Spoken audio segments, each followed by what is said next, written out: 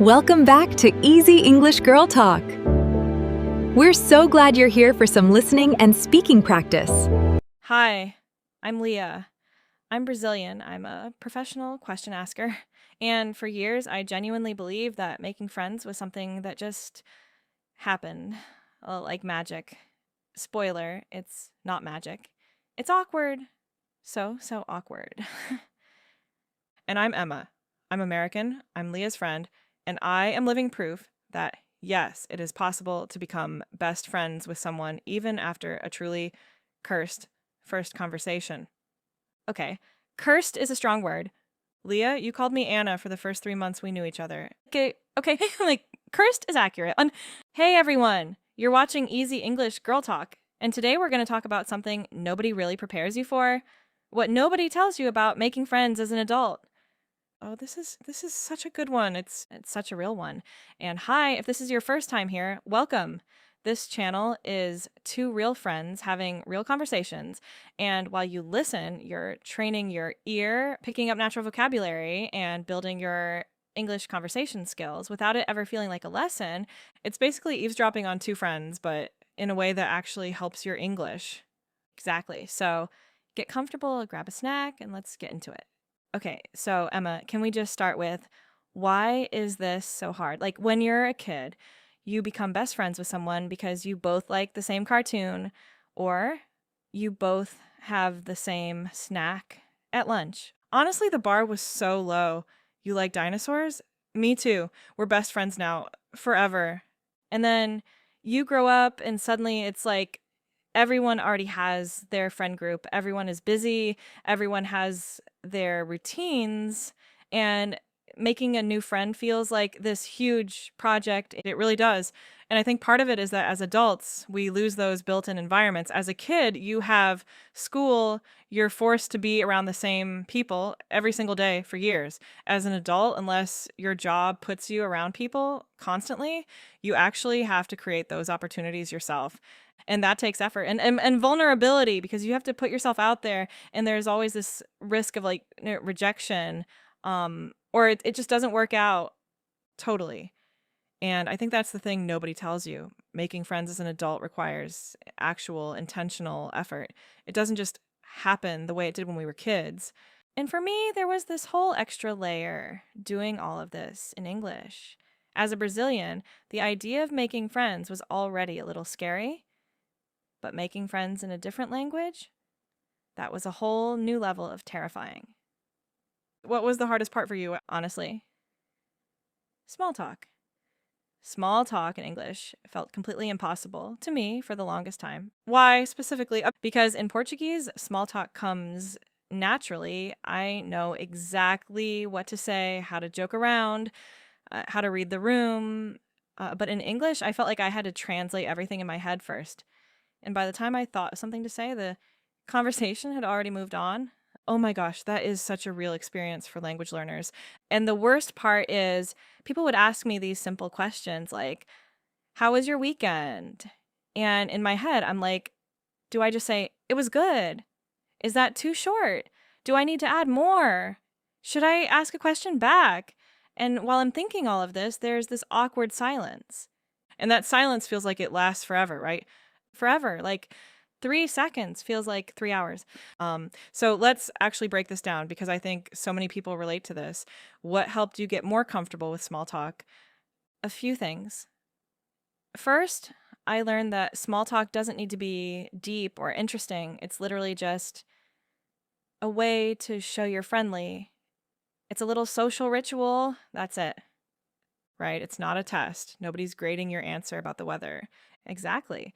And second, I started learning some go-to phrases. So instead of just saying good, I'd say something like, pretty good, thanks. I mostly relaxed and caught up on some shows. How about you?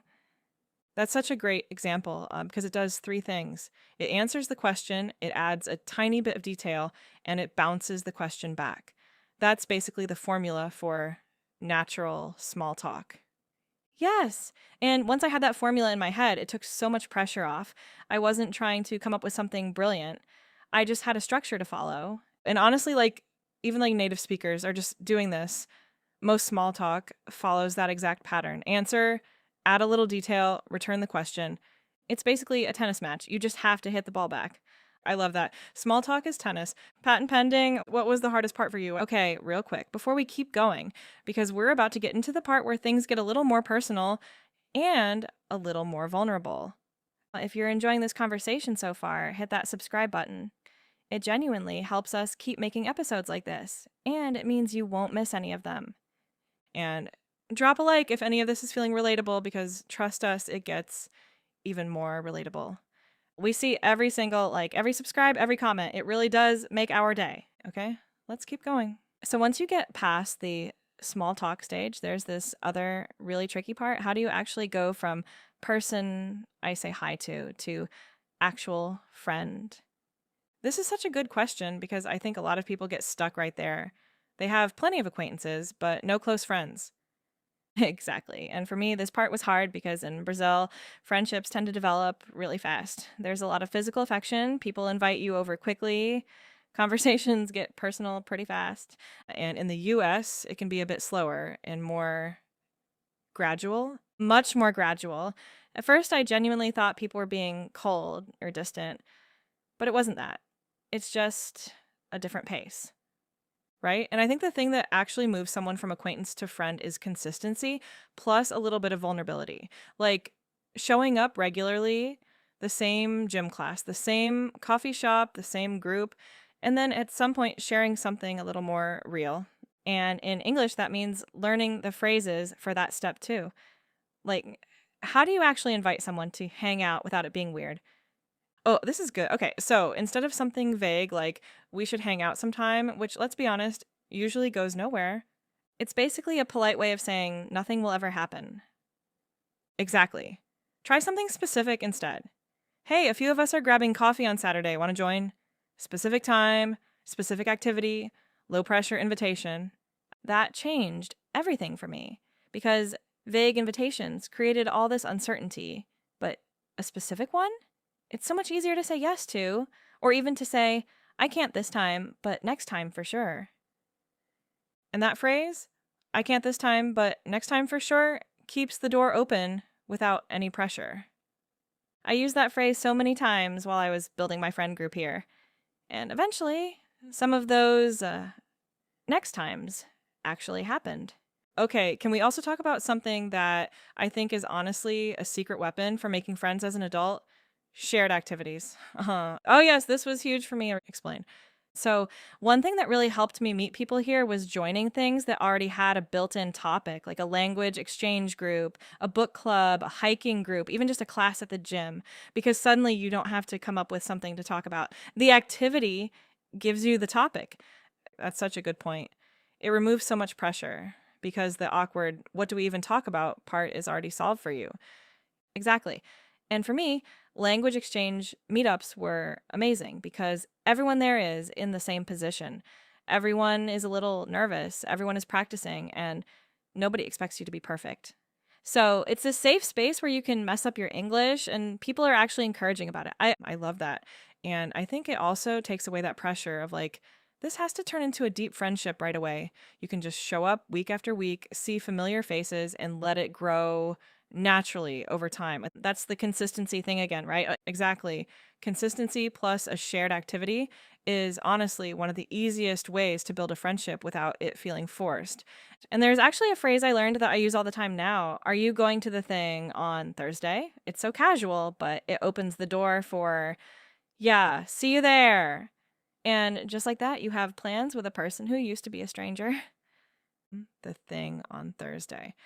I love how vague that is, and yet everyone understands exactly what it means. It's very efficient English.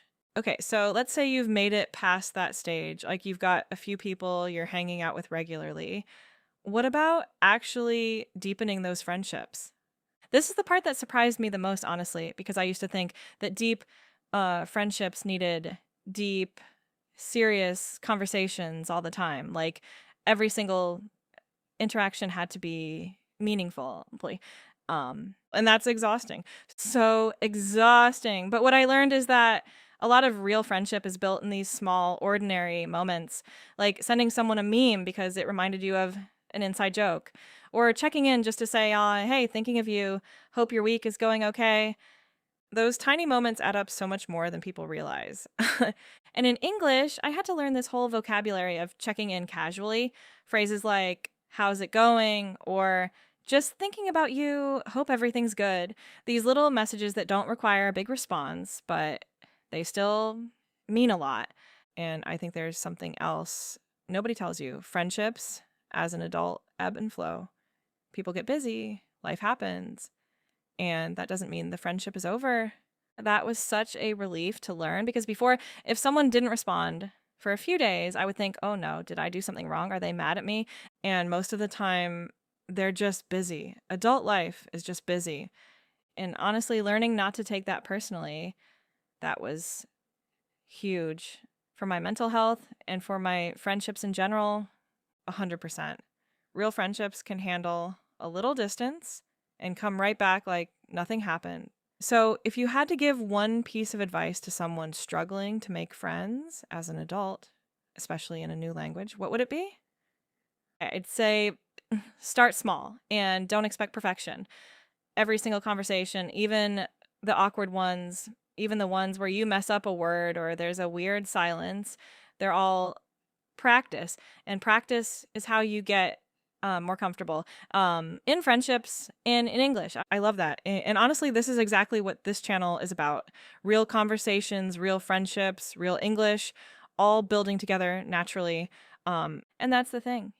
Every episode you watch, every conversation you listen to, it's training your ear and your conversation skills. Even if you never say a word out loud while watching, your brain is absorbing all of this. So if today's conversation felt relatable or even just helpful, let us know. Hit subscribe if you haven't yet, drop a like, and tell us in the comments, what's the hardest part of making friends as an adult for you? Was it the small talk, the invitations, something else entirely? We want to hear all of it. We read every single comment, every single one. See you in the next episode. Bye, guys. Both. Bye.